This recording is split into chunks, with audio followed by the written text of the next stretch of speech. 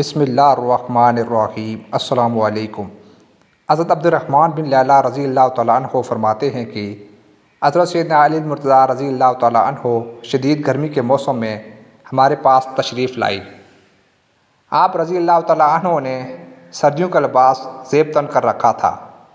ہم نے دریافت کیا کہ اتنی شدید گرمی میں آپ رضی اللہ تعالیٰ عنہ نے سردیوں کا لباس زیب تن فرما رکھا ہے۔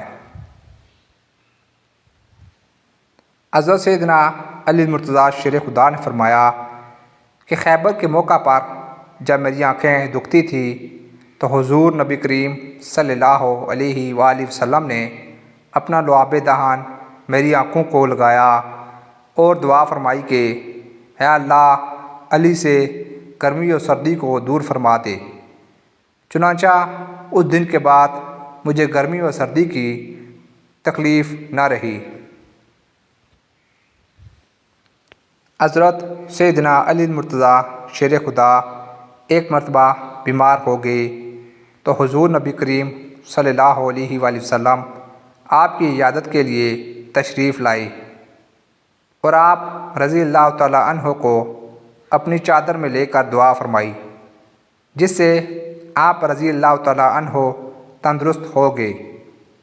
حضور نبی کریم صلی اللہ علیہ وآلہ وسلم نے آپ رضی اللہ تعالیٰ عنہ کو خاطب کرتے ہوئے فرمایا، اے علی، میں نے اللہ عز و جل سے جو مانگا اس نے مجھے عطا کیا۔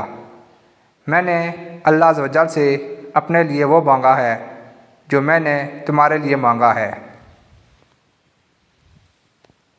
حضرت سیدنا ابو بکر صدیق رضی اللہ تعالیٰ عنہ نے حضرت سیدنا علی مرتضیٰ شیر خدا کی فضائل و مناقب کا ذکر کرتے ہوئے فرمایا، ابو الحسن کی فضیلت سب لوگوں سے زیادہ ہے، اور اس کی وجہ یہ ہے کہ انہوں نے حضور نبی کریم صلی اللہ علیہ وآلہ وسلم کے زیر سایہ تربیت پائی، اور حضور نبی کریم صلی اللہ علیہ وآلہ وسلم نے اپنی سب سے پیاری بیٹی خاتون جنت حضرت سیدہ فاطمہ الزہرا رضی اللہ تعالیٰ عنہا کا نکاح ان سے کیا۔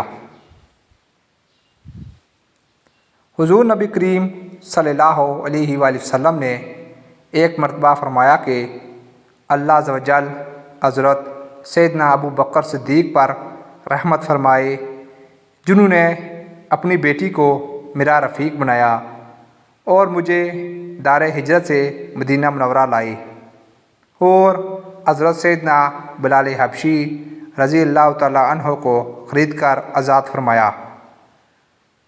اللہ عز و جل حضرت سیدنا عمر فاروق پر رحمت فرمائے، جنہوں نے ہمیشہ حق بات کہی اور حق کا ساتھ دیا۔ اللہ عز و جل حضرت سیدنا عثمان غنی پر رحمت فرمائے، جن کی حیا سے فرشتے بھی حیا کرتے ہیں۔ اللہ عز و جل حضرت سیدنا علی مرتضیٰ پر رحمت فرمائی، جو ہمیشہ حق کے ساتھ رہے۔